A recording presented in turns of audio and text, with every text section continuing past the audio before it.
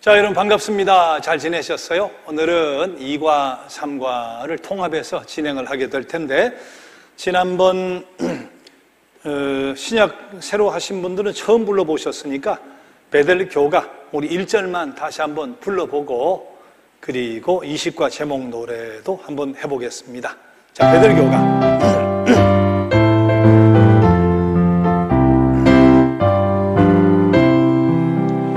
아세아 동북편 해로는 나라, 복음의 밝은 빛이 비춰오도다. 베델 성서 영구로 진리 깨닫고 그 말씀 실천하여 낙원 이루세. 배우세 배우세 말씀 배우세. 어떻게라 묻지 말고 왜라고 하며 전하세 복음 전하세. 올바른 진리 말씀 가르치. 다시 한번 해봐요. 둘, 셋. 아세아 동북편 해돋는 나라, 복음의 밝은 빛이 비춰오도다. 베델 성서 영구로 진리 깨닫고 그 말씀 실천하여 낙원 이루세. 배우세 배우세 말씀 배우세. 어떻게라 묻지 말고 왜라고 하며 전하세 복음 전하세. 올바른 진리 말씀 가르치면서. 베델 40가 노래를 해볼 텐데, 이번에 신약 편으로 처음 시작하는 분들은 이번에는 6개월 만에 신구약을 꼭 마치도록 해야 돼요. 자, 지금 영상으로 보시는 분 아시죠? 이번에 신약 새로 시작한 분들이 많지는 않아요. 몇 분 되시는데 구약부터 쭉 오신 분들이거든요.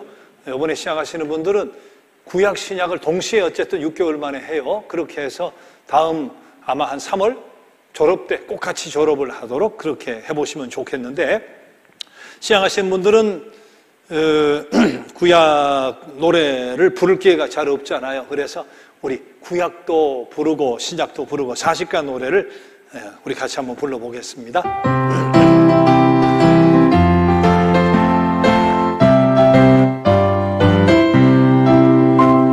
천지 창조 하나님의 의도, 구조와 축복의 선언, 약속된 축복에 대한 간절한 꿈, 축복을 위한 통일, 돌아가는 민족 축복에 대한 보증, 감당할 힘 가나안 정복, 위협에 대처하는 사사들, 블레셋의 위협, 통일왕국, 축복에 대한 회상 붕괴되는 남북왕국 앞을 바라보며 도로 생활 하나님의 심판 역사, 이 시과는 회복때가 차서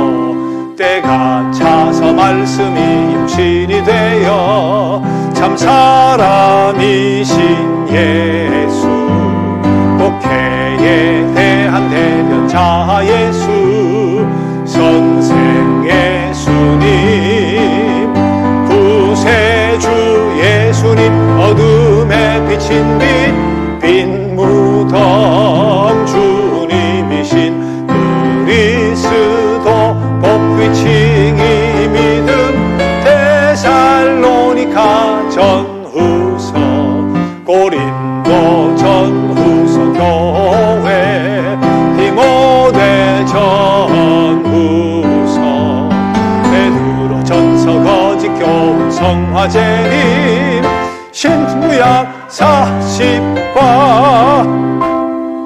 처음 하시는 분들은 이게 어떻게 외워질 수 있어 할란지 모르지만 그냥 외워지게 돼 있어요. 걱정할 필요 없고 신약도 아이고 이게 외워지겠나 가다 보면 다 외워지게 돼요. 자, 그리고 신구약 40과 노래 우리 박은주근 안수 입사님이 잘 편집해서 또 이렇게 올려놨잖아요. 자, 그거 보고 자꾸 반복도 해보시면 돼요. 자, 신약만 한 번 더 하고 우리 시작을 하겠습니다. 때가 차서 말씀이 육신이 되어 참 사람이신 예수 목회에 대한 대변 자 예수 선생 예수님 구세주 예수님 어둠에 비친 빈 무덤 주님이신 그리스도 복귀칭이 믿음 데살로니가 전후서 고린도 전후서 교회 디모데 전후서 베드로 전서 거짓 교훈 성화재림 신구약 40과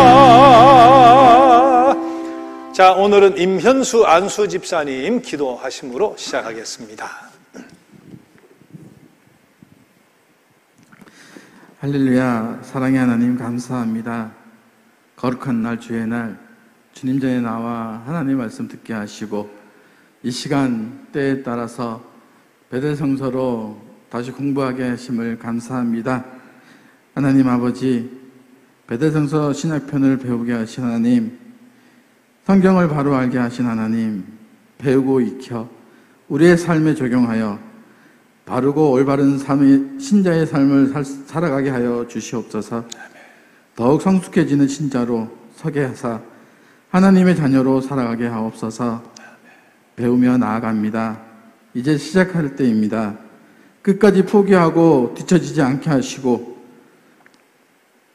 다 같이 수료하는 그날까지 기쁨을 맛보게 하여 주시옵소서. 이를 위해 수고하시는 이상호 담임 목사님 축복하사 가르치고 가르치는 기쁨과 변화되는 성도님들을 보게 하여 주시옵소서. 말씀 위에 바르게 서는 우리 성도님들 되게 하여 주시옵소서. 우리의 말씀으로 이끌어 주시는 예수님의 이름으로 기도드렸습니다. 아멘. 자, 요절은 확실하게 암송을 하도록 해야 돼요. 자, 때가 참에 해봅시다. 시작. 때가 참에 하나님이 그 아들을 보내사 여자에게서 나게 하시고 율법 아래 나게 하신 것은 율법 아래 있는 자들을 속량하시고 우리로 아들의 명분을 얻게 하려 하심이라. 갈라디아서 4장 4절 5절 말씀. 자, 아들을 딸 혹은 자녀로 그렇게 생각해 보시면 되겠죠. 다시 한번 합니다. 시작. 때가 참에 하나님이 그 아들을 보내사 여자에게서 나게 하시고 율법 아래 나게 하신 것은 율법 아래 있는 자들을 속량하시고 우리로 아들의 명분을 얻게 하려 하심이라. 갈라디아서 4장 4절 5절 말씀. 자, 지난번 주제가 때가 차서예요. 모래시계가 밑으로 다 내려왔죠. 근데 예수 그리스도가 오시는 것이 때가 참에 하나님이 아들을 보내셨다 했는데 왜 5,000년 전이 아니고 기원전 800년 전이 아니고 지금부터 500년 전이 아니고 2021년 전 2000여 년 전에 하나님은 때가 찼다고 생각을 하시고 예수 그리스도를 보내셨나? 우리 그런 주제를 가지고 생각을 해봤잖아요. 왜 때가 찼다고 하셨을까? 왜 그렇게 판단하셨을까? 지금 와서 이렇게 생각을 해보니까 알렉산더 대왕이 당시 세계관으로 전 세계를 정복한 뒤에 더 정복할 나라가 없어 울었다 할 정도로 세계를 정복하고 히랍 문화로 저들의 정신을 하나로 통일하기를 원했고 히랍 언어로 전 세계를 통일하기 원했죠. 그래서 이 히랍 언어가 공용어가 됩니다. 로마 시대까지 올 때까지, 그리고 한참 로마 시대가 지나갈 때까지도 헬라어가 공용어가 돼요. 작은 땅 히브리 지역에 있는 구원의 복음이 헬라어로 번역되지 않았다면 누가 히브리어를 배워가지고 구원의 복음과 진리를 알게 되겠어요? 자, 그래서 헬라어가 공용어가 되는 이런 상황 속에서 70인역을 비롯해서 헬라어로 구약의 진리가 번역되기만 하면 누구에게나 다 읽혀질 수 있는 그런 여건이 된 거죠. 그 이후로 로마가 또 전 세계를 정복하게 되었을 때 그때 로마는 여권 비자도 없는 여행이 정말 자유로운 말 그대로 한 나라가 돼버린 거예요. 국경에서 검문이나 이런 것이 없으니까 복음을 전하기가 너무 좋죠. 또 그때는 전쟁이 아니라 평화 시기였기 때문에 아무런 제약이 없었고 더욱이 쿠데타가 일어나거나 할 때 군인들을 삽시간에 보내기 위해서 마차가 지나갈 만한 그런 넓이로 정복한 모든 곳에 길을 내어 놓았어요. 산 넘고 이렇게 가면 저 마을에 일주일 만에 갈 것을 이 도로를 이용하면 한 이틀 만에도 갈 수가 있는 거잖아요. 그래서 이 도로를 바울 사도를 위시한 예수 그리스도의 복음 전달자들이 사용하면서 복음이 신속하게 전달될 수 있는 모든 여건이 마련이 된 거죠. 그때 히브리인들은 마카비 시대 70년이라는 반짝 독립을 맛보았기 때문에 독립이 얼마나 귀한가 하는 간절함을 가지고 있었어요. 자, 계속해서 남의 나라 밑에 있다가 로마 밑에 정복도 당하고 하는 상황 속에 메시아를 오래 기다려왔지만 독립을 맛본 저들로서 자유에 대한 메시아가 오면 모든 것을 평정시켜 주실 것이다 기대를 했으니까 메시아 기대가 정말 간절했던 때다. 그때 또 하나가 히브리인들이 회당을 통해서 분산되어져 있어서 누구든지 회당에 가면 사람을 모을 필요 없이 가가호 방문할 필요 없이 복음을 전달할 수 있는 그런 공동체를 만날 수 있는 히브리인들의 분산과 회당이라 하는 거, 메시아 기대라고 하는 거, 자, 이런 것도 다 어우러졌던 때죠. 자, 그때 헬라든 로마든 간에 수많은 신으로 말미암아 혼미했던 시대죠. 정말 진리의 참신이 있었으면 하는 것을 기대했던 때인데 이때 또 도덕적으로 말로 닿을 수 없이 타락했어요. 사람들 가운데는 정말 품이 있는 어떤 도덕, 어떤 종교, 이 모든 것을 통합할 수 있는 어떤 진리가 나타났으면 하고 또 간절하게 바랬던 시대죠. 이런 모든 것들이 이렇게 어우러져서 톱니바퀴가 탁탁탁 맞아 들어가면서 이제 하나님 보시기에 때가 찼다 말, 이제 됐다 말이지. 그때 예수 그리스도를 이 땅에 보내셨다 하는 거죠. 우연히 되어지는 일은 없어요. 우리는 하나님의 섭리 가운데 살아가기 때문에 그리스도도 우연히 오신 것은 아니잖아요.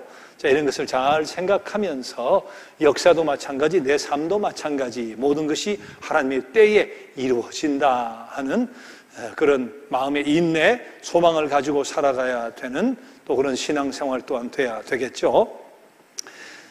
자,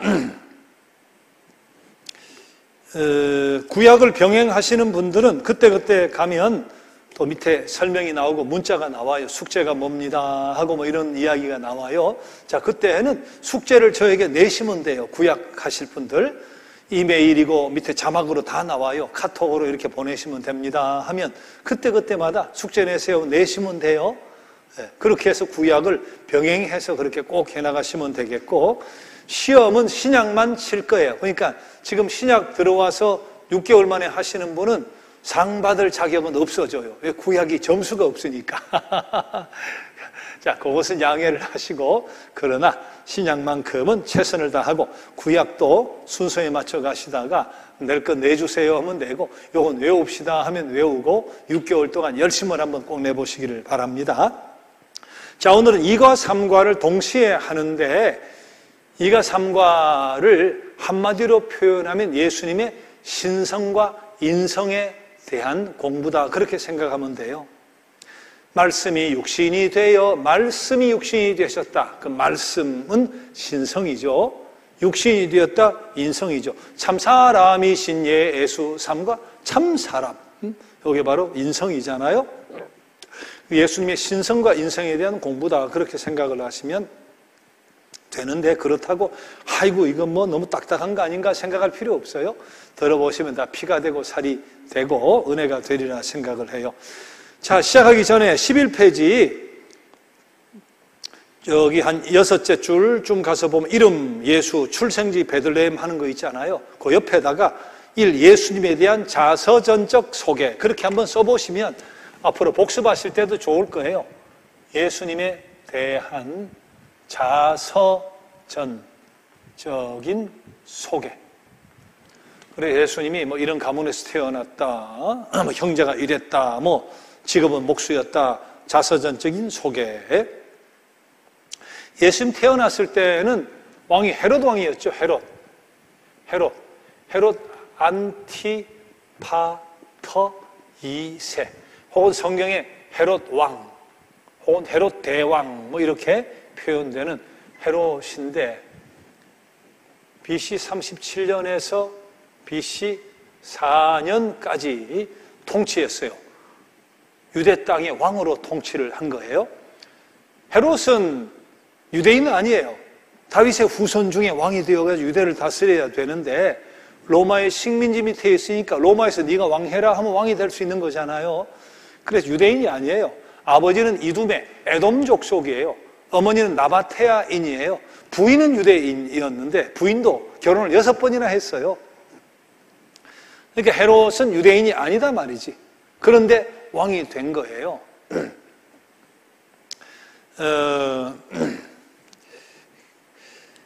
주전 37년에 왕이 됐는데, 그때 왕이 되어가지고 31년 될 때까지 6년 동안은 안토니우스가 로마를 지배를 했어요.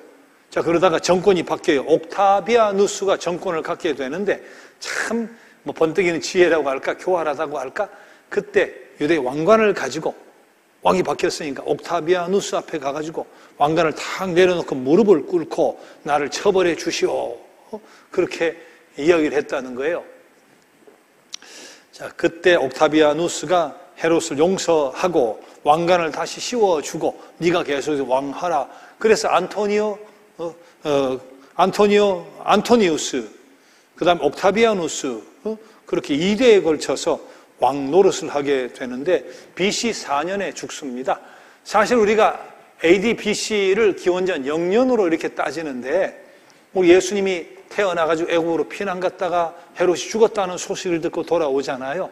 역사적으로 따지면 사실은 예수님이 이 땅에 오신 것은 BC 4년이 된다. 학적으로는 그렇게 이야기를 해요. 그래서 예수님 오신 것 AD BC, Before Christ 그렇게 되지만, 그리고 안노 도미네 이렇게 되죠. 그래서 예수님 사후 사전이 되는데 오시기 전후가 되지만, 실질적으로는 지금 그렇게 따지면 2021년이 아니고 2025년이 돼요. BC 4년에 헤롯이 죽었기 때문에. 자, 그런 우리 이야기들이 있다 하는 것은 그냥 참고로 들어보시면 되겠습니다. 헤롯이 BC 4년에 어떻게 죽었는지는 나오지는 않는데, 그냥 극심한 고통 속에 죽었다. 요세푸스라는 역사학자의 기록에 의하면 그렇게 나오기는 해요. 근데 헤롯이 죽으면서 자기가 다스리던 이 이스라엘 땅을 아들 셋에게 물려줍니다. 유언을 해요. 이렇게 유언을 하는데, 그 유언을 또 로마의 왕이 그대로 받아들여줘요. 그래서 땅은 세 쪽으로 나누게 되죠. 밑에, 자, 유다 지역, 또 사마리아까지. 이 지역은 헤롯 아켈레오,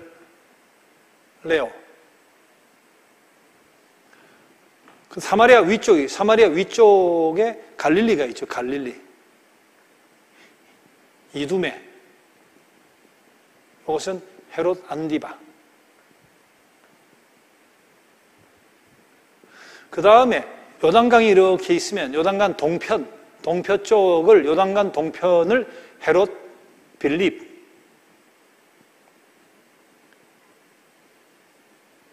배다른 형제인데요, 이들하고. 일단 결혼을 6번 했으니까. 근데 헤롯이 참 지독한 사람이에요. 헤롯이 자기가 왕이 되고는 결혼 여러 번 하는 과정 속에 가장 사랑했던 부인이 미리암이라고 하는데, 권력욕이 얼마나 강한지 자기 가장 사랑했던 아내 미리암도 죽이고 두 아들도 죽이고 장모도 죽이고 그 지독한 왕이에요. 지독한 왕. 그래서 아주 고통스럽게 죽었다고는 합니다만은 이렇게 이제 세 등분해서 세 아들이 다스리게 되는데 성경이 보면 이것도 헤롯 저것도 헤롯이니까 헷갈리는 거예요. 이 헤롯이 나왔다가 어느 날 이 헤롯이 나와요. 이 헤롯은 헤롯 빌립하고는 배다른 동생이 되는데 빌립의 아내를 자기 부인으로 맞이해요. 헤로디아라고. 여기 이런 관계가 돼요. 자기 제수죠. 개수씨를. 그래서 세례요한이 막 대들고 하다가 목 베어 죽는 거잖아요. 그때 헤롯은 이 헤롯이 아니고 이 헤롯이에요. 이 헤롯. 예수님의 재판 과정 속에 빌라도하고 관계에서 이렇게 주고받고 한 것도 헤롯 안디바, 이 헤롯이에요. 자, 이렇게 진행이 되어진다 하는 것은 그냥 상식으로 한번 알아보시면 되겠고요. 자, 그 다음에 11페이지 제일 밑에 가면 예수여 당신은 가장 고귀한 선생이다 하는 것 있잖아요. 거기에는 그냥 일반인들의 소개 그렇게 한번 써보면 어떨까 싶어요. 거기엔 이해해서 한번 일반인들의 소개. 지금까지 예수님의 자서전적인 소개는 이렇다. 그럼 일반인들은 예수님을 어떻게 생각하느냐? 자, 일반인들의 소개는 첫째, 예수는 고귀한 선생이다. 그렇게 생각하는 사람 꽤 많이 있죠. 자, 성인이다, 위대한 스승이다. 성경에도 선생, 랍비 그런 단어로 예수님을 부르기도 하니까 율법에 있어서 가장 권위 있는 분, 그 시대 랍비와는 차원이 다른 랍비, 선생. 자, 그런 의미에서 예수님을 선생이다. 뭐 그렇게 이야기하는 사람이 있을 수 있죠. 자, 12페이지로 가서 예수여 두 번째 당신은 도덕가다. 자, 성인 군자 그렇게 생각하는 일반인들도 얼마든지 있을 수가 있잖아요. 성경 읽다 보면 삶의 지침이 된다. 예수님 말씀이 우리 윤리적으로 살아가는데 큰 도움이 된다. 뭐 그렇게 생각하는 사람 얼마든지 있죠. 자, 세 번째, 예수여 당신은 친구 없는 사람들의 친구였다. 그렇게 생각하는 사람이 있어요. 약자, 소외자, 버림받은 사람의 친구. 그래서 우리가 민중운동을 했다. 민주화 운동을 할 때도 마찬가지이고 또 꼭 뭐 신앙생활 하는 사람이 아니라도 소외된 자, 약자, 병자 이야기할 때 우리 예수님을 끌어다가 뭐 이야기하거나 그런 정신을 이야기하거나 그런 경우도 얼마든지 있을 수 있죠. 자, 네 번째, 예수여 당신은 혁명가였다. 그렇게 생각하는 사람들이 있을 수 있습니다. 우리 예전에 민주화 운동할 때도 예수님이 혁명가로서 생각하는 우리 그런 사람들도 있었죠. 신앙인들 가운데도 혁명가의 모델로. 그러나 이것은 바리새인들, 당시 종교 지도자들은 예수님을 혁명가라고 생각할 수도 있었어요. 왜? 뭐 너무 혁명적이니까 막 바리새인들 막 공격하지, 독사의 자식이라고 막 그러지. 그러니까 그들에게 있어서는 예수가 아주 혁명적이었다 그렇게 볼 수도 있죠. 그리고 실제로 예수님의 제자 가운데서도 예수님이 혁명가로 생각한 사람이 있을 수 있어요. 당시 독립운동하려고 했던 사람들, 가룟 유다도 그런 사람인가, 시몬 베드로도 뭐 젤로 땅인가, 우리 그런 이야기 했잖아요. 식칼 가지고 말고의 길을 이렇게 잘라버리고 칼을 왜 가져 있나, 베드로가 젤로 땅, 독립투사 같은 열혈 땅 아니었나? 이제 그런 생각할 수 있으니까 제자 중에도 혁명가로 바라보고 로마 제국을 뒤집어 퍼놓을 혁명가 그렇게 본 사람이 있을 수 있고, 바리새인이나 당시에 뭐 종교 지도자들 너무 혁명적이니까 말이지. 이제 그런 차원에서 그렇게 본 사람도 있죠. 오늘날도 그렇게 본 사람들이 있을 수 있었고 지금도 있을 수 있겠죠. 자, 그리고 13페이지로 가서 예수님 많은 칭호로 불려졌고 또 어떤 사람은 예수님이 기만자다, 사기꾼이다 그렇게 생각하는 사람도 있을 수 있어요. 1급 사기꾼이다. 당시에도, 예수님 당시에도 나는 아브라함이 나기 전부터 내가 있었노라 하니까 미쳤다 말이지. 사기꾼이다. 쥐가 나이가 몇인데 아브라함이 나기 전에 있어. 사기꾼. 그때도 그렇게 생각하는 사람이 있었어요. 또 예수님의 가족들 중에도 이거 미쳤나, 친족들이 얘가 왜 이러나 그렇게 생각하는 사람이 있었고, 실제로 거기에 본문들을 보면 귀신들이 미쳤다 하는 그런 식의 이야기가 요한복음 10장 20절에도 나오죠. 자, 이렇게 여러 가지로 일반인들은 생각을 해요. 선생? 얼마든지 그럴 수 있죠. 도덕가? 당연히 예수님은 도덕적으로 아주 훌륭한 위대한 본이 되는 분이죠. 14페이지 혁명가? 한왕국을 파괴하고 이유 있는 어떤 반항자로서 때로는 성전 숙청할 때 그냥 상도 막 뒤엎어버리고 말이죠. 그렇게 볼 수 있는 그런 관점도 있을 수 있죠. 친구 없는 사람들의 친구, 이것은 사실이죠. 소외되고 어려운 병든 자들의 친구. 기만자, 이것은 이제 본인의 생각 나름입니다. 앞에 것은 우리가 이렇게 저렇게 인정을 해도 예수님이 기만자냐 사기꾼이냐, 그건 그렇게 생각하는 사람이 있을 수 있지만 대부분은 그렇게 생각은 안 하겠죠. 자, 문제는 예수님이 너희는 나를 누구라 하느냐 하고 물어본 적이 있는 거예요. 그때 선생이다, 혁명가다, 독립을 가져다 줄 뿐이다, 도덕가다 그렇게 대답하진 않았고, 그때 베드로의 고백은 그리스도시요 하나님의 아들입니다. 그렇게 이야기를 한 거예요. 그리스도는 신적인 존재죠. 그리스도는 메시아니까. 하나님의 아들은 인간일 수 없죠. 신이잖아요. 그 속에는 예수님의 신성에 대한 고백이 다 담겨 있어요.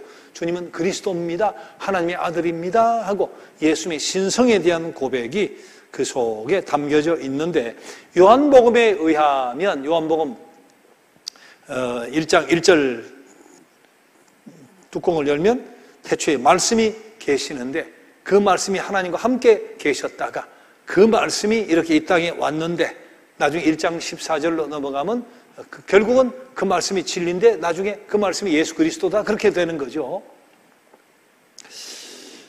이것도 예수님의 이제 신성에 대한 말씀이 하나님과 함께 계셨다니까, 하나님이 계셨던 그분이 이 땅에 오셨으니까 그분의 신성에 대한 그런 고백이 되겠습니다만은, 말씀이 육신이 되어서 이 땅에 오셨는데 그분이 예수 그리스도다. 말씀, 이게 잘 이해가 잘 안 되잖아요. 근데 말씀이 원문은 로고스예요. 로고스. 로고스라고 하는 말 여러분 들어봤죠? 로고스.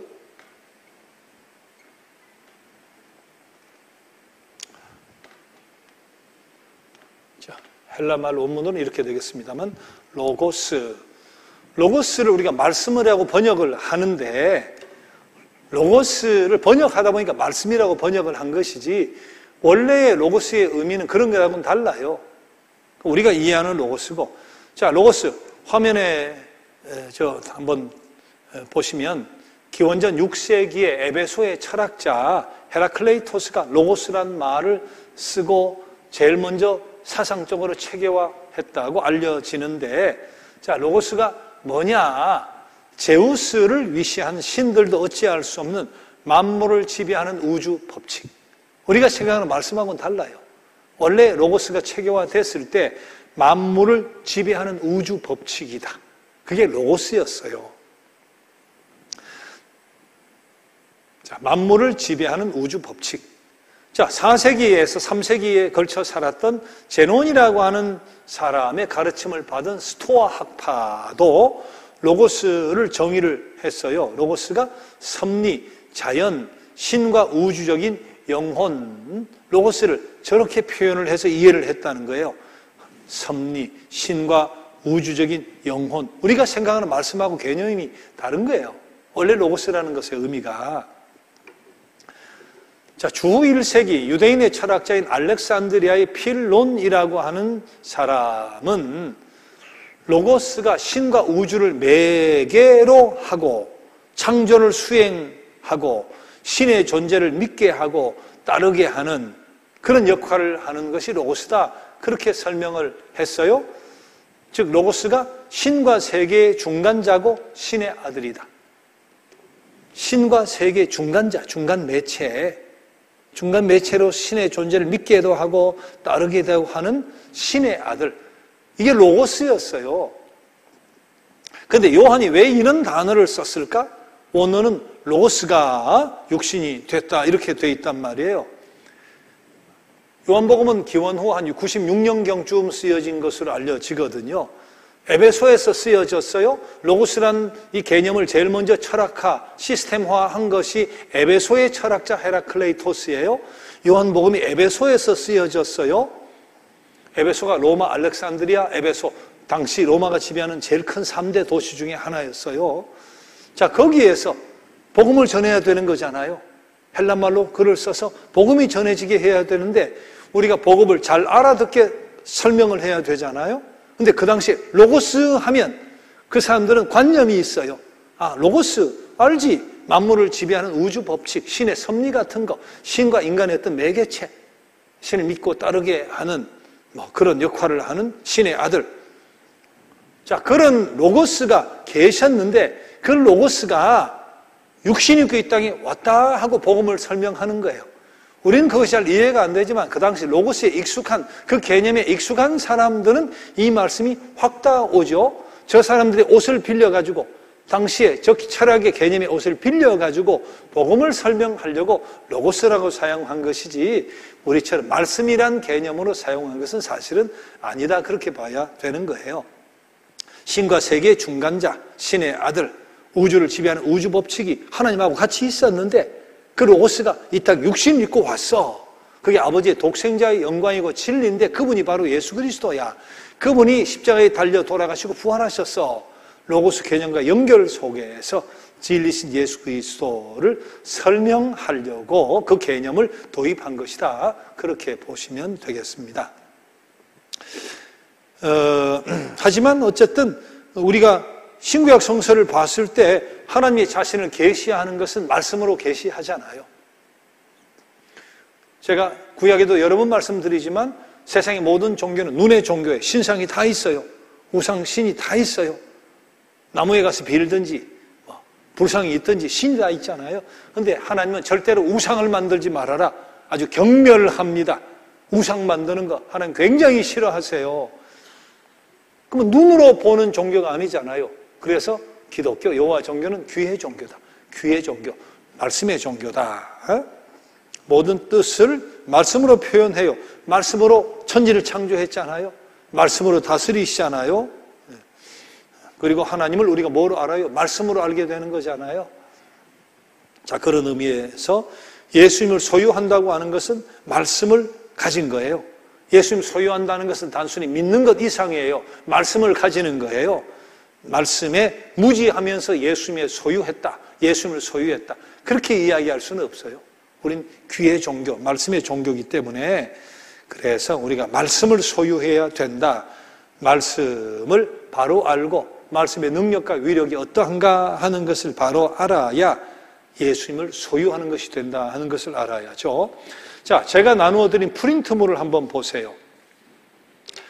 자, 교재에는 없죠. 제가 정리를 해봤어요. 자, 예수님의 신성을 로고스란 개념으로 표현하기도 하고, 주는 그리스도시요 살아계신 하나님의 아들입니다, 그렇게 예수님의 신성을 표현하기도 하는데, 예수님의 신성에 대한 그런 예언은 이미 구약시대부터 있었어요.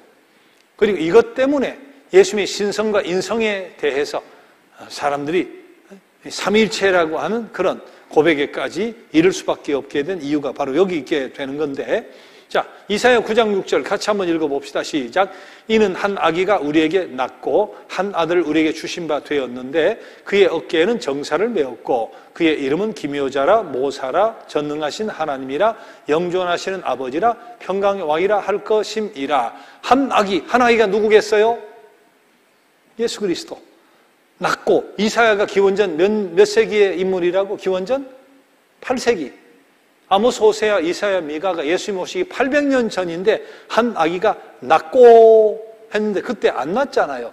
여기 낳고는 과거형인 것 같지만 히브리 문법에 특별한 문법이 있다고 했죠.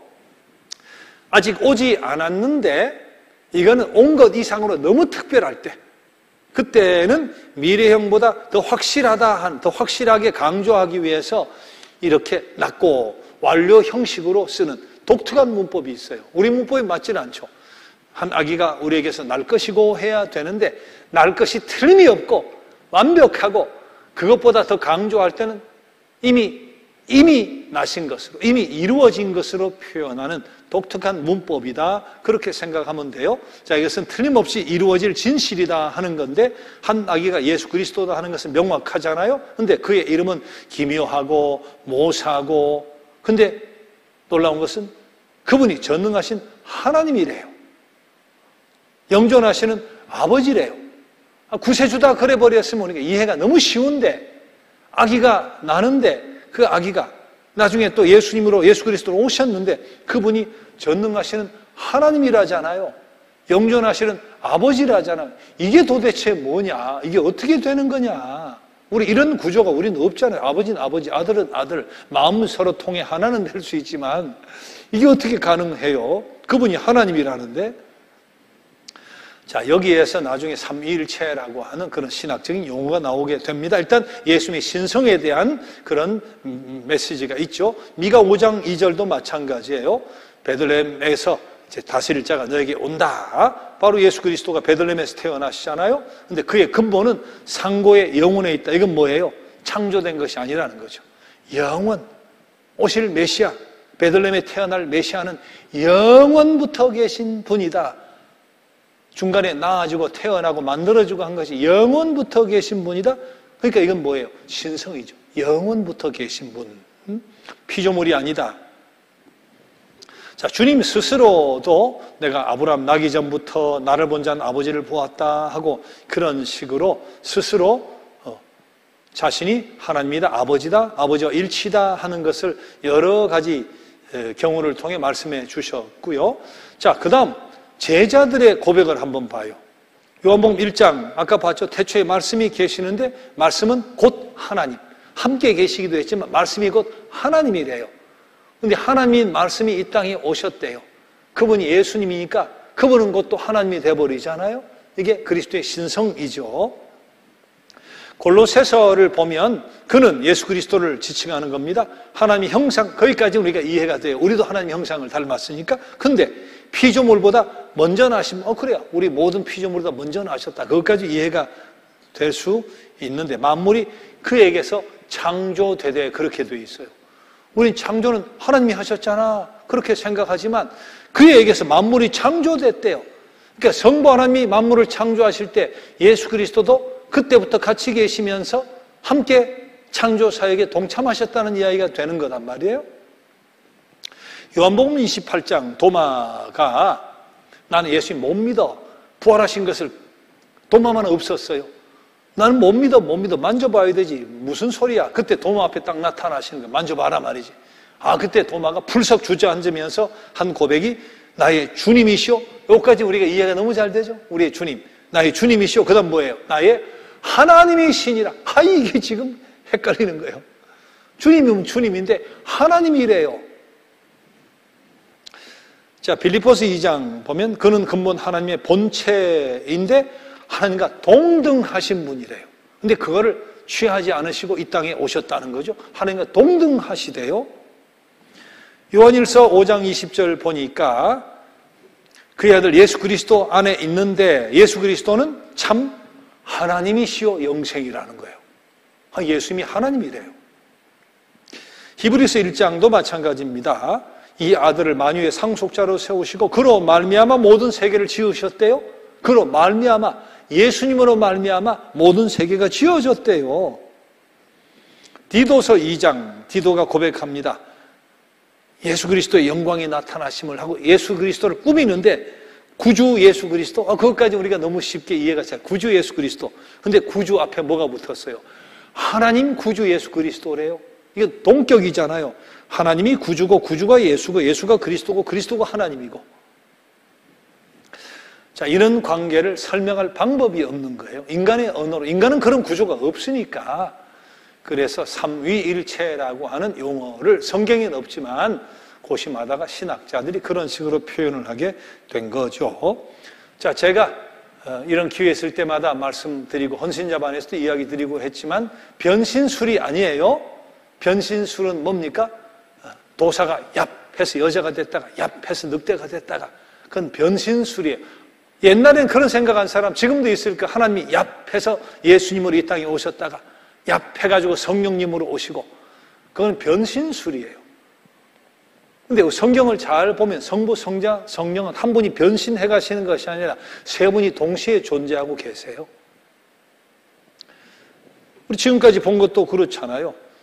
하나님과 동등됨을 취하지 않고 본체이시고 보좌 우편에도 계시고, 이게 가장 적나라하게 나타난 것이 예수님 세례받을 때예요. 요단강에 세례받으실 때, 세례받으실 때 세 분이 동시에 나타나요. 예수님은 세례받았으니까 요단강에서 이제 올라오세요. 그때 성령이 비둘기 모양으로 나타나잖아요. 그때 하나님의 음성이 들려오잖아요. 너는 내 기뻐하는 자, 사랑하는 자 하고 세 분이 동시에 나타나셨잖아요. 변신이 아니다. 둔갑술이 아니다 말이에요. 성부, 성자, 성령은 세 분인데 원래부터 영원전부터 같이 계셨던 분이다. 근데 이분이 저분이고 저분이 이분이고 세 분이 또 동등하시고 본질이 똑같으시다니까 이걸 어떻게 설명을 해야 되냐 하는 거잖아요. 그래서 제가 그 두 가지 방법으로 늘 설명을 하죠. 자, 제가 제일 많이 이야기하는 것이 이런 구조가 이 땅에 없으니까 우리가 비슷하게라도 희미하게라도 이해를 한번 해보자 해서 제가 늘 태양을 가지고 설명을 하곤 하죠. 자, 하늘에 우리가 태양이 보입니다. 눈에 지금도 밖에 나가면 보이죠? 태양에서 나오는 게 두 가지가 더 있잖아요. 하나가 뭐가 나옵니까? 빛이 나오고 하나는 열이 나오고, 그렇죠? 자, 이 셋은 이름이 달라요. 이거는 해, 태양 그렇게 이야기하고, 자, 빛이고 열이고 그렇게 되는데 역할도 다르죠. 태양은 하늘에 저렇게 떠 있어요. 빛은 환하게 밝혀져요. 열은 대학볕에 가면 따뜻하게 뜨겁게 되잖아요.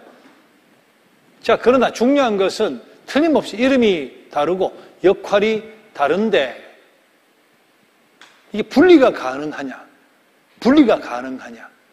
이 셋이 동시에 존재하는데 분리가 가능하지가 않죠. 어디까지가 해고 어디까지가 빛이고 어디까지 열이고 분리가 안 돼요. 이거는 셋인데 하나로 통합되어 있어요. 하나로 통합되어 있다. 해와 열과 빛이 하나로 통합되어서 이런 작용을 하잖아요. 분명히 세 위치가 있지만 통합되어 구분이 되지 않는 하나인 태양. 자, 이런 의미에서 성부, 성자, 성령을 이해해보면 어떨까? 우리 해를 성부라고 하면 예수님이 나는 세상의 빛이다 그렇게 말씀하시잖아요. 이건 예수님, 성부 하나님, 예수님. 성령 우리 가슴을 뜨겁게 하고 감동시켜 주시는 분이니까 우리 열은 성령이다. 우리가 완벽하게 이해할 수는 없지만 세 분이 역할이 다 다르시지만 그러나 도저히 구분이 불가능한, 분리가 불가능한 하나로 통합되어진 하나의 존재, 우리 성부, 성자, 성령 하나님을 그렇게 이해할 수밖에 없다. 그런 말씀을 제가 드립니다. 이것도 완벽한 설명이 될 수가 없죠. 우리가 하나님 나라에 가면 아, 이런 구조시군요 하고 그때 우리가 알게 될 거예요. 자, 또 하나의 방법은 사람의 구조를 가지고 설명하는 방법이 있죠. 보통 영육 이원론으로 설명하기도 하지만 삼분법으로 설명하기도 하잖아요. 육이 있고 마음과 정신의 세계가 있고 영의 세계가 있다. 육은 활동하고 힘을 쓰고 해요. 마음은 느끼기도 하고 뭐 정신은 생각하기도 하고 이렇게 사고하잖아요. 영은 하나님과 교제하는 부분이 영이잖아요. 이 세 가지가 이름도 다르고 역할도 다 달라요. 근데 분리가 가능해요? 이게 통합이 되어서 이상호라고 하는 저를 지금 이루고 있어요. 여기 어떻게 분리가 될 수 있지? 어디까지가 영이고 어디까지가 정신이고 이거 어떻게 구분도 안 되고 떼놓을 수도 없는데, 그러나 역할은 분명히 셋이 용어도 다르고 역할이 달라요. 그러면서도 이거는 분리가 불가능한 통합되어서 나를 이루고 있단 말이죠. 우리 하나님도 그런 방법으로 성부, 성자, 성령을 이해하면 어떨까? 그런 생각을 해보는 겁니다. 자, 예수님의 신성에 대한 증언은 자, 그렇게 마치죠. 예수님이 하나님의 아들이다, 신이다 하는 것은 우리 이미 알고 있잖아요. 그러면 하나님의 아들로서 이 땅에 오신 신이다 하는 것은 우리가 충분히 이해가 되죠. 자, 성경에는 그 이상의 그분이 하나님이시다, 아버지시다, 동등하신 분이다. 자, 그렇게까지 표현하는 우리가 이해할 수 없는 삼위일체 하나님의 구조에 대해서 우리 믿고 고백할 수 있는 것밖에는 없죠. 자, 삼가에서 중요한 것은 예수님의 인성이에요. 우리가 신성할 때는 하나님이 이 땅에 오시고 아들이 되시고 육신 입으시고 신성을 이해하는데, 예수님 이 땅에 오신 그 자체가 참 인간이셨다 하는 거예요. 성경을 보면 반인 반신이 아니에요. 옛날에 보면 밑에는 말인데 위에는 사람 이런 거 있잖아요. 신화에도 그게 아니라는 거죠. 반은 인간, 반은 신이 아니라 전적으로 신, 전적으로 인간이라는 거예요. 이것도 우리가 이해할 수 없는, 우리 이 땅의 구조에서는 찾아볼 수 없는 신비죠. 하나님의 신비, 그리스도의 신비인데, 신에 대한 것은 우리가 틀림없이 이해가 돼요. 자, 전적으로 인간이셨다 하는 것도 성경을 보다 보면 틀림없이 이해가 또 된단 말이에요. 자, 20페이지로 가서 한번 봅시다. 교재 20페이지로 가서 보면, 자, 밑에 요한복음 1장 30절, 요한이 내게 오는 사람이 있다, 사람이라 그러잖아요. 사마리아 여인도 내게 말한 사람을 보라. 뭐 사람이라는 표현이 거기 계속 나오죠.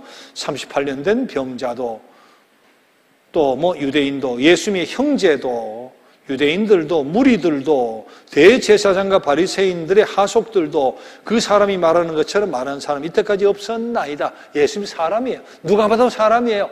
형제들이 보든 바리새인이 보든 하속들이 보든 병고침을 받은 사람이 보든 그분은 완벽한 사람이었어요.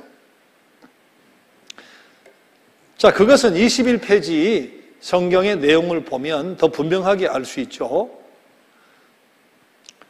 그 위에 예수님 스스로 하신 말씀, 요한복음 8장 40절, 그리고 예수님은 자신에 대해 말씀하셨다. 지금 하나님께 드린 진리를 너에게 말한 사람이 나를 죽이려 하는도, 예수님도 스스로 하나님의 아들이고 신이시지만 사람이라고 스스로도 표현을 하잖아요. 그런데 성경을 보면 참 사람이신 것이 틀림이 없어요. 왜? 시험을 당하시잖아요. 시험을 당해요. 신이 무슨 시험을 당해요? 40일 금식하는데 마귀가 이래라 저래라 돌들어 떡 만들어봐라 막 시험을 당해요. 마귀가 그렇게 호락호락한 영적인 존재가 아닙니다. 네. 마귀는 우리 인간의 능력을 뛰어넘는 영적인 존재잖아요. 근데 그 마귀도 예수님을 인간으로 알고 지금 시험을 하는 거 아니에요. 참 사람이니까 떡 만들어봐라, 뛰어봐라, 저래봐라 하는 거 아니에요. 그러니까 시험을 당하셨어요. 마귀도 예수님을 완전한 100% 사람으로 알아봤기 때문에 시험을 한 거죠. 예수님이 슬퍼하세요. 마태복음 26장 겟세마네 동산에서 두려워도 하시잖아요. 그래서 나에게서 이 잔이 지나가기를 하고, 여러분 신이 뭐 두려워할 게 뭐가 있겠어요? 신이 창조주 하나님, 만물이 그로부터 만들어지고 그분이 뭘 두려울 게 있어요? 신이. 근데 참 인간이 되셨기 때문에 슬퍼하기도 하시고 두려워하기도 하셨어요. 고물을 베개 베고 주무셨다, 그런 기록도 있죠. 마가복음 4장 38절, 지치고 피로하시니까 잠도 신이 잠 자요? 신이 무슨 잠을 자겠어요? 근데 완전한 인간이니까 피곤해서 고물을 베개에 삼아 주무셨단 말이에요. 내가 목마르다. 신이 뭐 목이 마를, 신이 무슨 목이 마릅니까? 신이 음료수를 마시겠어요? 근데 목마르다 하시잖아요. 십자가상에서. 완벽한 인간이니까 그렇게 느끼고 그렇게 고백되는 거잖아요. 배도 고프셨고, 많은 사람들이, 무리들이 물러가니까 외로움도 느끼셨고, 거절도 당하셨고, 아픔과 고난도 당하시고, 아버지 나를 어찌 버리시나이까 엘리 라마 사박다니 고통을 느끼잖아요. 신이. 반인 반신도 아니고 완벽하게 참 사람으로서 고난을 당하시잖아요. 예수님이 우십니다. 예루살렘 성을 보고 우시고, 나사로가 죽었을 때 그때 가서 또 죽음 앞에서도 우시고 하잖아요. 그래서 예수는 인간을 가장하신 것이 아니다. 안에는 완벽하게 신인데 인간 껍데기만 쓴 것이 아니다는 거예요. 그런데 그렇게 설명했던 시절이 있어요. 그것이 가현론이에요. 가현론. 앞으로 신약에서는 영지주의, 가현설에 대한 이야기를 많이 하게 될 것이고, 뒷부분에 이제 거짓교훈 19가 마지막까지 가면 이제 거기에 대해서 더 우리가 더 구체적으로 공부를 하겠습니다만은, 신이 인간이 될 수도 없고 완전한 신이면서 인간이 된다. 그건 있을 수가 없다 해서 기독교 초기에 이단이 있었는데 그 이단이 정말 기독교를 굉장히 괴롭힌 이단이에요. 성경에 나오는 여러 가지 이단과 거짓 가르침은 이 영지주의하고 그리고 가연설하고 관계가 되어 있다. 그렇게 봐도 과언이 아닐 텐데 당시는 헬라의 철학이 그랬어요. 이분법. 영과 육은 완전히 나누는 거예요. 하늘과 땅으로 나누는 거예요. 영과 육은 상종이 불가능한 거예요. 그래서 거룩하신 신이 인간의 몸을 입고 영과 육이 상종을 한다. 학은 있을 수가 없어요. 신이 어떻게 악한 인간의 몸을 입고 오느냐? 있을 수가 없다는 거예요. 그래서 생각해낸 것이 예수와 그리스도가 다르다는 거죠. 예수는 그냥 예수다. 그냥 완전히 일반 예수, 인간이다 말이지. 근데 신이 예수의 몸을 잠깐 빌린 거다 말이지. 그래서 신성, 인성이 통합된 것 같이 인간으로 배도 고프고 고통당하고 아프다고도 하고 잠도 자고 왜? 예수란 몸을 빌렸으니까 그 예수는 인간이니까 신은 그렇게 현현해서 이렇게 더 씌워져 있는 것이고 몸을 잠깐 빌린 거다 말이야. 자, 그런 식으로 신성과 인성을 구분해서 설명하고 신이 인간이 될 수 없다고 하는 것을 그런 식으로 설명하려고 하는 것이 있었거든요. 그래서 그들은 십자가에서 엘리엘리하고 죽을 것 예수가 죽었지 그리스도가 죽은 것은 아니라고 해요. 예수가 죽기 전에 신은 떠난 거예요. 그리스도는 떠났단 말이지. 자, 이것이 합리적으로 생각하면 말이 되는 것 같고 철학적으로 말이 되는 것 같지만 그러나 이것은 완전히 복음에 대한 반항이죠. 복음에 완전히 위배되는 거잖아요. 자, 왜 신이면 신처럼 이렇게 사시다가 그렇게 신으로서 이 역할을 잘 하시다가 가셔도 문제가 없잖아요. 그런데 왜 신이 인간이 되셔야만 했는가? 완벽한 그 신이 완벽한 인간이 되셔야만 했는가 하는 문제인데 오늘 삼가에서 중요한 것은 그 이유 세 가지를 우리가 잘 기억을 하는 거예요. 신이 왜 인간이 되셔야만 했는가?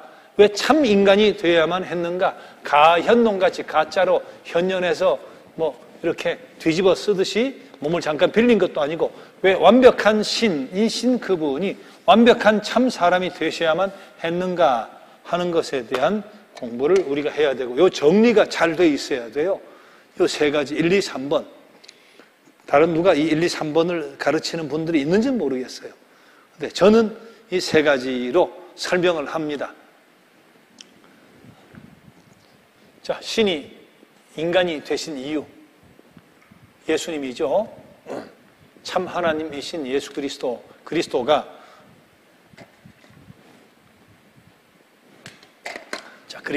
그리스도가 인간이 되신 이유. 자, 첫 번째 뭐예요? 우리의 구원을 위해서죠. 구약 두 가지를 꼭 기억해야 되죠. 예수님이 왜 그리스도가 육신을 입고 이 땅에 오셔야 된 이유는 우리의 구원을 위해서다. 그분 육신을 입는 거하고 구원하고 무슨 상관이냐? 하나님이 속죄에 관해서 그리고 구원에 관해서 세우신 두 가지 법칙이 있죠. 죄 없는 하나님이 다스리는 죄 없는 하나님의 나라의 백성이 되고 그 나라에 들어갈 수 있는 자격은 죄가 없으면 돼요. 죄 없는 하나님이 다스리는 죄 없는 하나님의 나라, 죄가 없으면 돼요. 근데 우리가 죄를 없이 할 방법이 없잖아요. 근데 하나님이 그 방법을 가르쳐 주시죠. 우리에게 선물로 주시는데 첫 번째가 뭐예요? 첫 번째가 피 흘림이 없이는 죄사함이 없다. 죄사함 없다. 히브리서 9장 22절이죠. 피 흘림이 없이는 죄사함이 없다 하는 거죠. 그리스도가 우리의 죄사함을 위해서는 피를 흘리셔야 돼요. 신이 무슨 피가 나와요? 인간이 완벽한 인간이 되어야 피 흘림이 가능하잖아요. 자, 그러면 제가 늘 이야기하듯이 저는 안 되나요? 마더 데레사는 주기철 목사님, 손양은 목사님 피는 안 돼요? 안 되죠. 하나님 세우신 또 하나 법칙이 있죠. 피 흘림이 없이는 죄사함이 없다 하는 것과 더불어 뭡니까? 흠 없는 제물이잖아요. 그래서 구약 시대에는 꼭 제물을 가져오면 검사를 하죠. 흠이 있나 없나, 흠 있으면 빠꾸 시키고. 그것을 또 예수님 성전에 가셨을 때 장사치들과 제사장이 결탁해가지고 많으면 받아들여도 되는데 막 꼬치꼬치 현미경처럼 그냥 그렇게 흠을 잡아가지고 돌려보내면 집에까지 못 갔다 오니까 헐값에 팔고 비싼 돈을 주고 사고 예수님 화가 나가지고 상을 뒤엎어버리고 도둑의 소굴로 만들었다고 채찍을 치시고 한 것이 바로 흠없는 재물을 이용한 장사 속 때문에 그런 거죠. 인간 중에는 피를 흘려줄 수 있는 인간은 있을 수 있지만 흠없는 재물은 없잖아요. 그래서 예수 그리스도가 하나님의 아들이 참 인간이 되셔야 했던 첫 번째 이유는 바로 우리의 구원을 위해서죠. 흠없는 재물이신 그분이 피 흘려 우리의 죄 사함을 통해 구원에 이르게 하기 위해서 신이신 그분이 참 인간이 되셔야만 했던 첫 번째 이유는 여기 있는 거죠. 자, 두 번째는 하나님에 대한 완벽한 계시. 성부 하나님에 대한 완벽한 계시예요. 구약에도 하나님에 대한 계시가 많죠. 하나님 이런 분이다 저런 분이다 하고 예언자들이 많이 이야기해줘요. 하나님 이런 일에 분노하신다, 이거 싫어하신다, 돌아오지 않으면 큰일 난다 하고 하나님에 대해서 이야기를 해주지만 그러나 그들은 계시받은 것 그리고 그들은 그들이 알 수 있었던 만큼만 하나님에 대해서 알고 선포할 수 있었어요. 그러나 그리스도는 하나님과 본질적으로 영원 전부터 함께 계셨던 분이잖아요. 성부 하나님에 대해서 완벽하게 아시는 분이잖아요. 그래서 예수님이 하나님이 이런 분이다 하고 끊임없이 말씀으로 가르쳐 주시죠. 병도 고치시지만 말씀 많이 가르쳐 주시잖아요. 이래야 복이 있다, 저래야 된다, 이것이 하나님의 뜻이다. 하나님 기대와 소망은 이런 것이다. 당자가 이렇게 돌아오면 아버지가 기뻐하신다. 뭐 그런 것까지 하나하나 이런 양 한 마리에 이르기까지 하나하나 그것이 성부 하나님이 어떤 분인가 하나님에 대한 계시인데 그것은 완벽한 계시예요. 그래서 하나님께 대해서 모르는 것이 하나도 없을 정도로 완벽하게 다 계시해 주셨어요. 공생의 기간 동안 그것이 기록된 것이 성서죠. 그래서 계시록의 마지막에도 마찬가지 여기에 한 획이라도 더하거나 빼거나 넣거나 빼거나 하면 저주를 받는다. 그 말은 뭐겠어요? 성경은 이미 그것을 완벽한 하나님의 계시로서 완성되어졌다는 거죠. 몰몬경이다, 뭐 여호와의 증인이다, 파수되다 붙일 필요가 없다는 거예요. 완벽한 계시. 성서는 성서의 저자들이 하나님의 계시를 받았지만 예수 그리스도를 통해 하나님에 대해서 완벽하게 계시가 되어 있는 복음서가 있잖아요. 이 일을 위해서 육신 입고 이 땅에 오신 것이다. 이것만 위해서 오셨으면 오시자 마시자 바로 죽으시고 가시면 돼요. 이 1번 피 흘리시고 흠없는 제물 되어 구원 위해서 오셨으면 오시고 바로 가시면 되잖아요. 33년 사시고 3년 여기저기 다니시면서 고초당하시고 말씀 전하시고 계속하신 이유가 뭐예요? 육신 입고 이 땅에 오신 그리고 그렇게 사신 이유 하나님에 대해서 완벽하게 계시해 주시기 위해서 3년 공생애라는 시간이 필요했던 거죠. 육신 입고 이 땅에 오신 이유이죠. 자, 세 번째.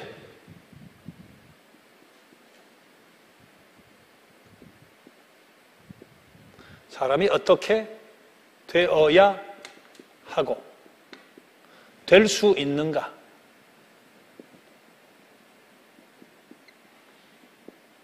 보여주시려고.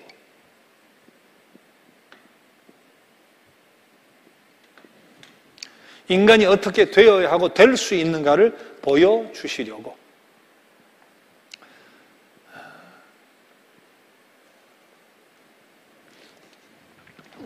자, 구약에서 이 표 우리 같이 봤던 거 기억하실 텐데 첫 번째 아담이 있죠.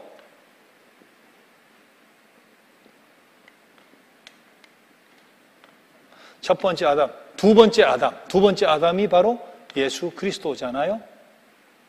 첫 번째 아담과 두 번째 아담 예수 그리스도. 공통점이 있죠. 에덴 동산의 첫 번째 아담. 아담에 이게 왜 붙었나? 자, 첫 번째 아담은 하나님의 형상을 따라 창조됐죠. 하나님 형상을 따라 창조됐어요. 예수님은 창조된 것은 아니지만 하나님의 형상이고 하나님 본성 그 자체잖아요. 첫 번째 아담은 죄 없이 창조됐어요. 처음부터 죄 짓고 선악과 따먹고 타락하도록 그렇게 입력이 되어 창조된 거 아니에요. 하나님의 형상을 따라 죄 없이 창조가 된 거예요. 자유의지를 가지고 그것을 선택을 한 것이지 죄 없이 창조가 됐거든요. 예수 그리스도는 물론 죄가 없으신 분이죠. 또 하나 시험을 받죠. 어디서? 에덴 동산에서 마귀에게 시험을 받잖아요. 예수님도 시험을 받죠. 어디서? 광야에서 40일 금식 후에 시험을 받잖아요. 자, 똑같죠. 자, 그런데 결정적으로 다른 게 뭡니까? 죄 없이 창조된 하나님의 형상을 가지고 하나님의 뜻을 완벽하게 알 수 있었던 그가 시험 속에서 결국은 불순종하잖아요. 그래 사망의 조상이 되죠.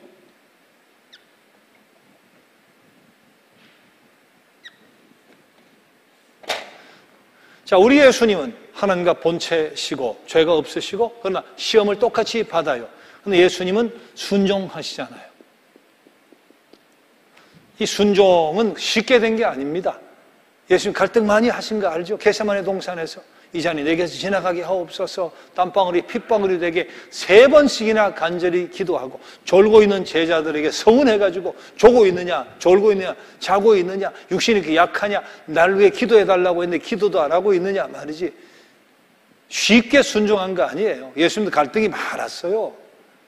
그러나 그 갈등 속에서 하나님 형상 죄 없이 창조된 아담은 시험을 통해 불순종의 길을 걷지만 주님도 그렇게 갈등하시고 고심하셨지만 순종의 길을 걷죠. 한 사람으로 말미암아 우리 모두에게 사망이 왔듯이 한 사람으로 말미암아 우리에게 생명이 들어오죠. 생명의 조상이 되시잖아요. 이렇게 죽기까지 순종하시면서 예수님은 인간이 어떻게 되어야 하고 될 수 있는가를 친히 보여주신 거예요. 그것이 바로 공생의 삶이고 마지막에 죽기까지 복종하신 삶이죠. 자, 이런 이유를 위해서도 예수님이 이 땅에 오신 것이다. 그래서 이제 다음 주 요절이 되겠지만 에베소서에 뭐라 그럽니까? 머리 되시는 그리스도에까지 자랄지라. 그렇게 이야기해요. 머리 되시는 그리스도에까지 자랄지라. 왜? 보여주셨으니까. 그리스도가 어떻게 되어야 하고 될 수 있는가를 보여주셨으니까 성서는 우리에게 그렇게 요구하고 있는 거죠. 에베소서 4장 15절 오직 사랑 안에서 참된 것을 하여 범사에 그에게까지 자랄지라. 바로 그는 머리니 곧 그리스도다. 예수님 보여주셨으니까 성서는 요구하는 거예요. 우리는 흔히 작은 예수 그리스도, 그리스도를 닮아 뭐 그런 이야기를 하지만 그 사실은 그 길을 보여주셨으니까 우리가 어떻게 길을 가고 어떻게 닮아야 되고 어떻게 작은 그리스도가 되고 어떻게 자라야 되는가 하는 것을 알 수 있죠. 자, 이런 이유를 위해서 예수님은 육신 입고 이 땅에 오셨다 하는 것을 우리는 알아야 되는 거죠. 요 3가지를 꼭 기억을 해야 돼요. 흔히 대부분의 모든 종교들은 신은 신의 자리에 있고 인간은 인간의 자리에 있어요. 신과 인간은 상종을 하지 않습니다. 저 위에서 보고 잘하면 복주고 잘못하면 그냥 혼내고 저주하는 거예요. 우리 유교도 지금 그렇게 믿고 제사하는 사람은 없지만 옛날에 유교는 그 신도 조상신도 잘 대접하고 잘하면 풍년도 주고 잘해주고 그리고 와서 시시하게 하고 하면 이렇게 지켜보고 있다가 그냥 우환도 주고 말이죠. 고통도 주고 그런다는 거 아니에요. 그래서 뭐 제사를 잘 지내고 정성껏 지내고 그렇게 조상신도 신의 자리 인간의 자리 있다가 화 주고 벌 주고 그렇게 하잖아요. 신이 인간이 되어 이 땅에 왔다 그런 종교는 없죠. 신이 인간이 되어서 왜 기독교 신은 유별나냐? 신은 신자리에 있다가 심판하고 판단하고 복주고 하면 되지. 뭐 사람 몸 입고 이 땅에 왔다가 뭐 애가 됐다가 뭐 나중에 시험을 받았다가 십자가에 죽었다가 부활했다가 무슨 기독교 신은 그러냐? 그러면 신이 인간이 되어야만 하는 3가지 이유를 이야기를 해주면 되잖아요. 그 3가지가 잘 정리가 되어 있어야 돼요. 첫째는 하나님의 법칙이 죄 없는 하나님이 다스리는 죄 없는 하나님의 나라의 자녀가 되고 그 나라에 들어가려면 우리가 죄가 없어야 되는데 우리가 죄를 없앨 방법이 없다. 죄를 없앨 방법을 하나님이 선물로 주셨는데 그 원칙이 2가지다. 조건이 피 흘림이 없이는 죄사함이 없다. 흠 없는 제물이어야 한다. 구약시대 짐승의 피가 인간의 피를 대신했지만 그게 어떻게 완벽하게 짐승이 인간을 대신하겠어요?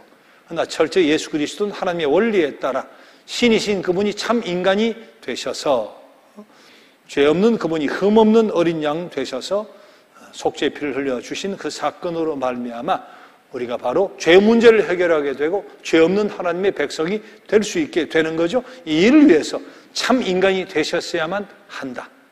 신이 참 사람이 되셔야만 하는 첫 번째 이유죠. 자, 두 번째는 하나님에 대한 완벽한 계시. 태초부터 같이 계셨던, 영원 전부터 함께 계셨던 분이니까 우리 복음서를 읽어보면 하늘의 지혜를 얻죠. 하나님이 이런 분이구나. 이렇게 살아야 되겠구나. 이렇게 신앙생활을 해야 되는구나. 이래야 하나님이 기뻐하시겠네. 이것이 하나님께 영광 돌려드리는 방법이네. 우리 그렇게 생각하고 깨닫게 되는 거잖아요. 자, 그럼 완벽한 계시를 위해서 이 땅에 인간의 몸을 입고 오셨다. 자, 세 번째는 사람이 어떻게 되어야 하고 될 수 있는가 하는 것을 친히 보여주시려고 이 땅에 오셨죠. 아담은 실패했어요. 그러다 그리스도는 죽기까지 순종하면서 성공하셨죠. 그래서 사망의 조상을 생명의 조상으로 바꾸어 놓으시면서 인간이 어떻게 살아야 되는가, 어떻게 되어야 하는가 하는 것을 보여주시려고 이 땅에 오셨다. 그 사실을 우리가 잘 기억을 하면 좋겠습니다. 자, 22페이지로 한번 가봐요. 22페이지. 자, 22페이지. 되풀이 되는 질문. 여기는 그렇게 용어가 정리가 되어 있지는 않지만 저는 그렇게 표현을 해봐요. 실로 그리스도의 인간성은 완성된 인간성이었다. 그리고 맨 마지막 네 줄 보세요. 아담 안에서 모든 사람이 죽은 것 같이 그리스도 안에서 모든 사람이 삶을 얻으리라. 자, 그 다음 사람이 하나님 아래서 무엇이 될 수 있는가? 인간 예수를 보고 생각하라. 그렇게 돼 있죠.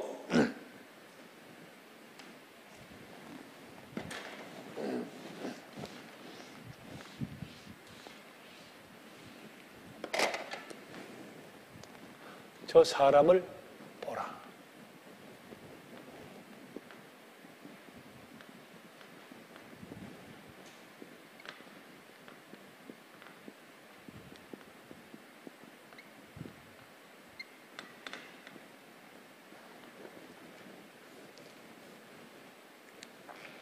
예수님 이 땅에 오신 세 번째 이유, 사람이 어떻게 되어야 될 수 있는가 하는 것을 보여주시려고 라고 했잖아요. 그것을 이렇게 표현을 해봤어요. 저 사람을 봐라. 참 사람을. 하나님 의도하신 대로의 사람을. 저 사람을 보라. 참 인간상을. 하나님 의도하신 대로의 인간을, 이것을 보여주시려고 이 땅에 오셨어요. 자, 그것이 가능한 것은 우리가 그리스도처럼 순복하면 되죠. 아담처럼 반항하고 불복종하는 것이 아니라 순복하면 되죠. 예수님도 인간의 몸을 입고 이 땅에 오셔서 수 없는 그런 고통과 번뇌 속에서도 죽기까지 복종할 수 있었잖아요. 또 지금도 순교의 선상에서도 죽기까지 그렇게 복종하며 살아가는 우리의 선조들이 있었고 지금도 그런 신앙을 가지고 살아가는 사람이 있죠. 우리가 하나님 앞에 끝까지 순복할 때 하나님 의도하신 대로의 인간이 얼마든지 될 수 있다 하는 것을 보여주시려고 이 땅에 오셨다 하는 것을 우리는 기억을 하면 좋겠습니다. 자, 이 그림을 보면 2, 3과를 통합해서 3과 그림을 가지고 2, 3과를 같이 설명을 하려고 그래요. 자, 예수 그리스도는 이사야, 미가서의 예언자를 통해 본인이 하신 말씀을 통해 신약의 수많은 제자들을 통해 봤을 때 그분은 하나님과 동등하신 분이에요. 하나님과 창조 전부터 같이 계셨던 신이심이 틀림이 없죠. 참신, 완벽한 신이에요. 자, 그런데 그 부분이 인간으로 오셨어요. 껍데기만 쓰신 것이 아니라 사람의 탈을 잠깐 빌린 것이 아니라 참 신이신 그분이 완벽하게 참 인간이 되신 거죠. 아기로 오셨지만 이 흙이라고 하는 것은 참 사람이었다 하는 것을 표현하기 위한 것이죠. 신성이신 신이신 그분이 참 사람이 되셨죠. 그분은 참 신인과 동시에 참 인간이셨어요. 참 신이신 그분이 완벽한 인간이 되어서 이 땅에 오셔야만 했던 세 가지 이유, 그림에는 그렇게 설명이 안 되어 있습니다. 여기서 꽃이 3번 돌아요. 한 번 돌죠? 두 번 돌죠? 세 번 돌죠? 한 번, 두 번, 세 번 돌잖아요. 꽃이 세 번 도는 것을 통해 신이신 그분이 참 인간이 되셔야만 했던 세 가지 이유다. 그렇게 생각하고 외워요. 자, 첫 번째 한번 이렇게 도는 거, 위에서든 밑에서든 우리의 구원을 위함이죠. 왜? 참 인간이 돼야만 구원이 가능하죠? 피 흘림이 없이 죄사함이 없으니까. 흠 없는 제물이어야 하니까. 그래서 참 인간이 되셔서 우리의 구원을 이루시기 위함이죠. 참 인간이 되셔야만 했던 두 번째 이유는 하나님께 완벽한 계시, 완벽한 계시.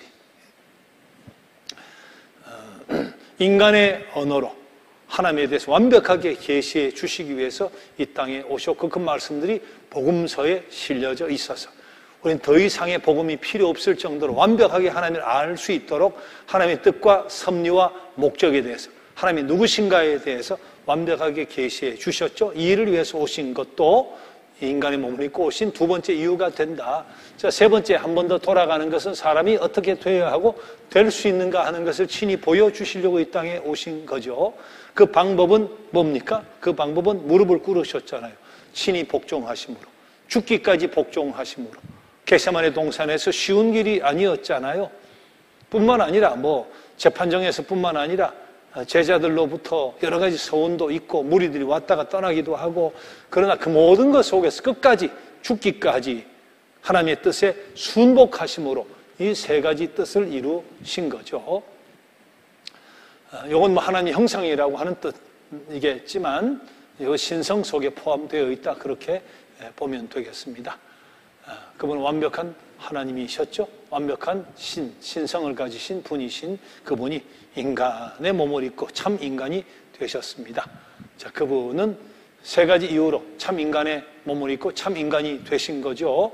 우리의 구원을 위해서, 하나님께 완벽한 계시를 위해서, 우리에게 하나님께 대해서 완벽하게 드러내 알게 해주시기 위해서, 세 번째는 인간이 어떻게 돼야 하고 될 수 있는가 하는 것을 보여주시기 위해서, 그리고 그 방법은 철저히 죽기까지 복종하심으로 성부 하나님의 뜻을 이루시고, 인간이 어떻게 될 수 있는가 하는 것을 아담과는 완전히 반대로 보여주셨죠. 아담과의 반대편에 선 이런 삶이 가능하다 하는 것을 보여주시려고 이 땅에 육신 입고 오셨다, 그렇게 보면 되겠습니다. 성취된 인간상이다, 그렇게 이야기할 수 있죠. 자, 다음 주 요절은 에베소서 4장 15절이에요. 에베소서 4장 15절. 오직 사랑 안에서 참된 것을 하여 범사에 그에게까지 자랄지라. 그는 머리니 곧 그리스도라. 에베소서 4장 15절. 이것이 예수님이 인간의 몸을 입고 참 인간으로 이 땅에 오셔야만 했던 세 번째 이유다, 그렇게 생각하면 되게요. 성취된 인간상, 참 사람됨을 보여주시려고 오셨기에 우리는 그에게까지 자라라고 성서는 요구하고 있습니다. 자, 그리고 다음 주는 사과하고 시험 1을 가져오세요. 사과 한 과만 가져오시는데 시험 1이 있어요. 구약에도 시험 1이 있고 신약에도 시험 1이 있어요. 신약부터 하시는 분들은 신약의 시험 1번 문제를 풀어와 봐요. 1, 2, 3과 우리 공부한 것을 복습하는 거니까 문제를 그렇게 풀어와 보시면 좋겠습니다. 자, 오늘은 나는 찬양하리라 하는 우리 찬양을 함께 드리려고 합니다. 자, 복음성가 27페이지 나는 찬양하리라.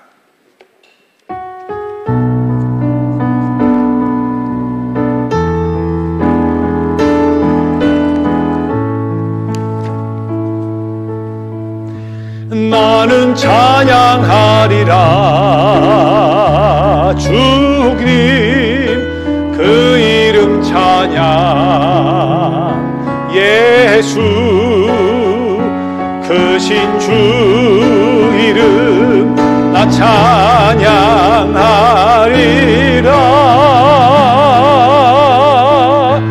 나는 찬양하리라 주님 그 이름 찬양 예수 크신 주 이름 나 찬양하리라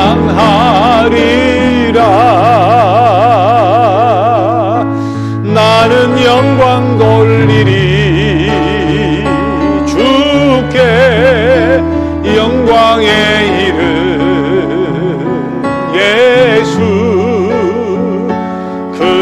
주 이름 나 찬양하리라.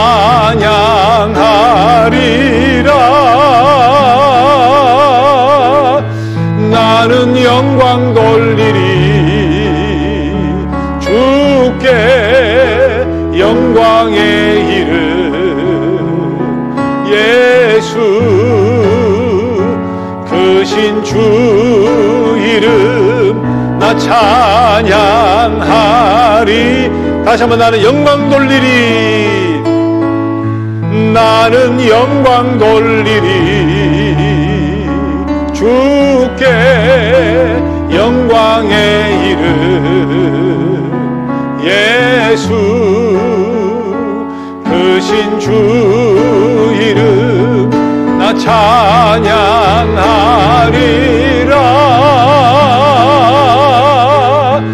나는 영광 돌리리 주께 영광의 이름 예수 크신 주 이름 나 찬양.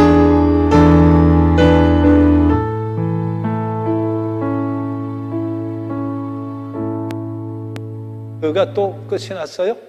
되나? 하나님, 성부, 성자, 성령 하나님이 총동원되어서 우리의 구원을 이루어 주셨다는 사실을 늘 기억하며 감사하며 감격 속에서 살아갈 수 있게 해 주시기 원합니다. 하나님, 우리를 당신의 자녀로 부르시기로 작정하시고 택하시고 불러주셨고 예수님, 우리의 십자가에 죽기까지 복종하시면서 우리의 죄 문제를 해결해 주시고 성령님 나에게 다가오셔서 하나님의 살아계심과 예수가 그리스도이심을 믿어지게 해주셨으니 감사합니다. 성부, 성자, 성령 하나님이 총동원되어서 나 같은 것의 구원을 이루셨다는 그 은혜 앞에 늘 감사하며 빚진 심정으로 겸허하게 영광 돌리며 살아가는 우리 모두 되게 하여 주옵소서. 특히 참 신이신 예수 그리스도 하나님과 동등하신 분, 본체이신 그분, 창조부터 영원 전부터 함께 하셨던 우리 예수 그리스도 참 신이신 예수님, 그 보좌를 버리시고 이 땅에 참 인간이 되어서 아파하시고 힘들어하시고 배고파하시고 고통당하고 배신당하시고 십자가의 처절함까지 당하셨던 그 주님의 사랑에 감사드립니다. 흠없는 제물이신 하나님의 아들 신이신 예수 그리스도의 그 피 흘림이 없었으면 오늘 우리의 구원도 하나님 안에서의 삶도 없었음을 우리는 잘 압니다. 그 구원을 노래하며 살아가는 저희가 되게 하여 주옵소서. 이 땅에 공생의 기간 동안 계시면서 완벽하게 하나님께 대해 알려주신 하나님의 본성, 하나님의 뜻, 하나님의 인품, 하나님의 거룩, 그리고 하나님의 섭리와 뜻과 목적, 그 모든 것을 잘 헤아리 알고 살아가는 우리가 되게 하여 주옵소서. 한 걸음 더 나아가서 사람이 어떻게 되어야 하고 될 수 있는가 하는 것을 친히 죽기까지 복종하시며 수많은 갈등과 고통 속에서 이기시고 순복하심으로 승리하신 우리 주님, 우리도 그 길을 가기 원합니다. 머리 되신 그리스도에까지 자라라 하신 그 말씀에 따라 보여주신 그 길, 성취된 인간성의 아름다운 그 길을 향해 나아가는 저희가 되게 하여 주옵소서. 푯대를 향해 달려가면서 마침내 의의 면류관이 기다리고 있다고 자신할 수 있는 거룩한 삶, 성숙한 삶, 완성의 삶을 이루어갈 수 있는 우리 모두가 될 수 있게 끊임없이 성장하고 발전하고 성숙되어지는 길로 인도하여 주옵소서. 이 한 주간 우리 가운데 함께해 주시며 그리스도의 성취된 인간상을 바라보면서 순복하며 승리하며 살아가는 거룩한 한 주 되게 하여 주옵소서. 예수님의 이름으로 감사하며 기도드립니다. 아멘. 자, 다음 주에 뵙겠습니다. 안녕히 계세요.